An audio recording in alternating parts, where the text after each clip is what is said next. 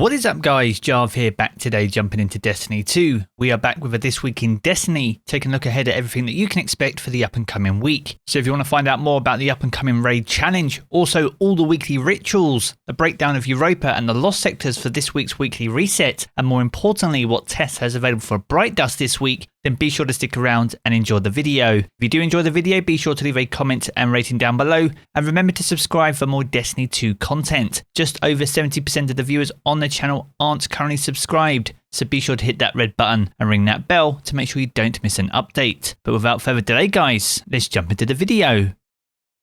Now this week's episode is brought to us by our official channel partner, and that is Apex Gaming PCs. Building your own PC can be a daunting task and a very expensive one, but Apex Gaming PCs makes it an absolute breeze. Not only can you build your own, we also have our own range of Jarv PCs that you can choose from, and further still you can even customize these to your exact requirements. It helps you push your budget a bit further, and right now running until the 31st of January you can get a whole 10% off your build at Apex Gaming PCs by using code JARV at checkout. So if you want to stretch your money a bit further and get an absolutely top tier PC build, then make sure to check out Apex Gaming PCs. All their details are down in the video description below. Now jumping back into This Week in Destiny, the dawning has now concluded and the tower has returned to normal, with Eva Levante now being on hiatus until the next free event. Now seasonal events and Eva aside, we have a new raid challenge for this week for the Vault of Glass. This week's challenge is the Atheon challenge, and this is called Ensemble's Refrain. Now to complete this challenge, each player that's teleported can only destroy one oracle in each spawn oracle set. So you'll need to work well with your team and coordinate accordingly to ensure that you're destroying a unique oracle each time. Now by completing this raid challenge on the master difficulty, you'll earn an extra chest and also access to the time loss weapon for this week. Now the time loss weapon for week 20 of Season of the Lost is the Corrective Measure machine gun. Now all the time loss weapons come with second perks in the third and fourth column, and as you guys are aware, this essentially guarantees the god roll each and every time. So if you haven't got a good time loss version of the Corrective Measure, this week will be the week to jump in and get your hands on one. Now moving on to the weekly rituals, we have a new legendary Shattered Realm for the week. This week will be the Debris of Dreams. So if you're seeking out the anchors, mysteries and enigmatic mysteries from the Debris of Dreams, we made a guide breaking down this entire legendary Shattered Realm. So if you're still chasing these down to finish your Realm Walker seal, then be sure to jump into that to get those challenges done. Now moving on to the Crucible rotator for the up and coming week will be Clash. So straight up team deathmatch returns for what is probably one of the sweatiest game modes in the Crucible rotator. Every 6v6 feels like an absolute tournament, so whether you signed up for it or not but fancy mixing it up inside the Crucible, then feel free to jump into Clash this week. Now moving on to the Vanguard playlist, we have bonus Vanguard ranks all week long. So if you still need to rank up Zavala for the Ascendancy rocket launcher, or you just want to earn a few extra ranks to earn some loot from Zavala in the tower, then make sure to jump into the Strikes and Nightfalls for this week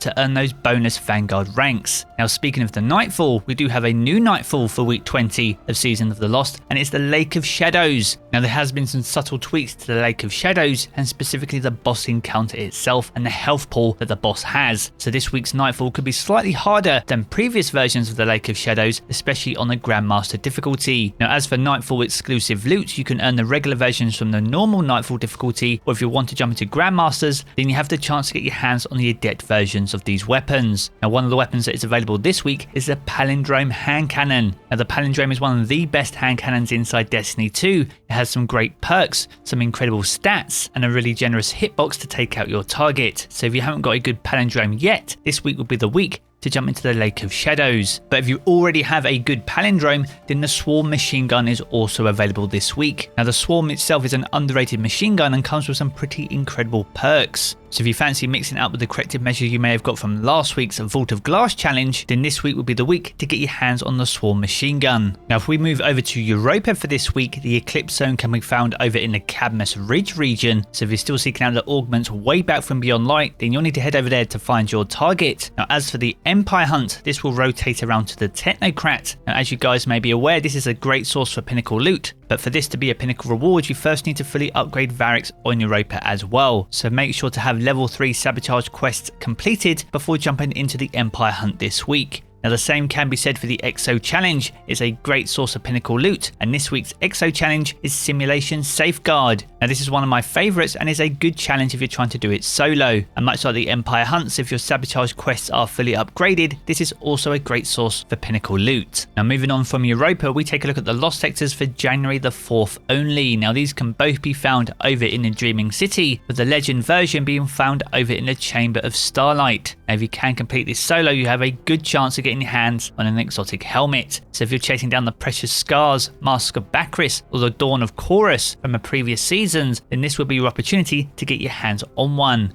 Now as for the Master Lost sector, this can be found over in the Bay of Drowned Wishes, also in the Dreaming City, and this will be granting exotic chess pieces. So if you still need a good roll on the Crest of the Falling Star, the Omnioculus, or the Mantle of Battle Harmony, then be sure to head over to the Bay of Drowned Wishes upon this week's weekly reset. So with all the weekly rituals out the way, it's time for one of the most important parts of the week, and that's what Tess has available for Bright Dust in week 20 of Season of the Lost. Now if we check out the main featured section for this week's weekly reset, we have the Too Cool Dance, a new legendary emote that was introduced with the 30th anniversary pack. Now as things stand, you can currently pick this up for silver, but if you don't want to spend real world money on it, then this will set you back 700 Bright Dust. Now alongside this, we have a rare emote called the Calming Down. Now if you're intending to jump into Clash this week, this might be a very applicable emote. Now this was introduced with Season 15 and can be picked up for 400 Bright Dust this week. Now next up we have a transmat effect called the Only the Finest. This was originally introduced back in the Black Armory in Season of the Forges. So if you missed out on this and want to add this to your collection, this will set you back 450 Bright Dust. Now next up we have the Shattered Sinew. This is a new shader that hasn't been available yet,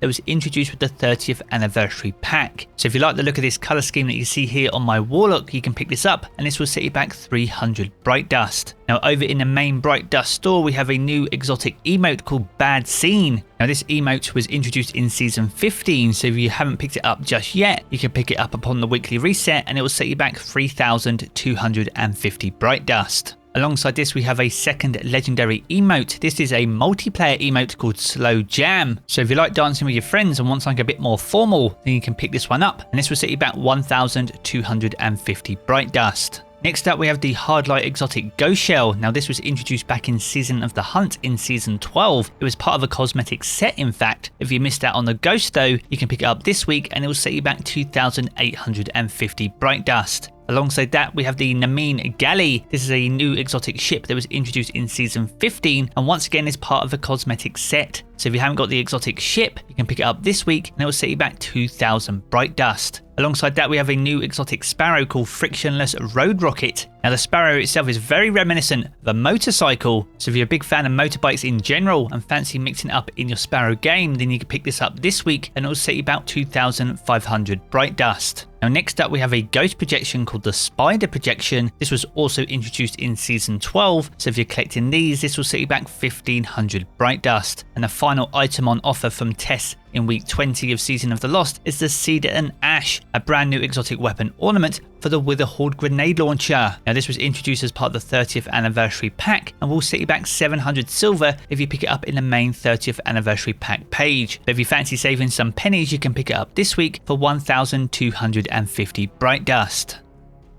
So there we have it guys, a good look at everything that you can expect for week 20 of Season of the Lost and the 30th anniversary pack. If you've enjoyed this video, be sure to check out one of the two videos you see here in these cards for more Destiny 2 content. And if you want to keep up to date with everything to do with Destiny 2, be sure to hit subscribe as well. I'm going to jump back into the game as always guys, and I will catch you all again very soon.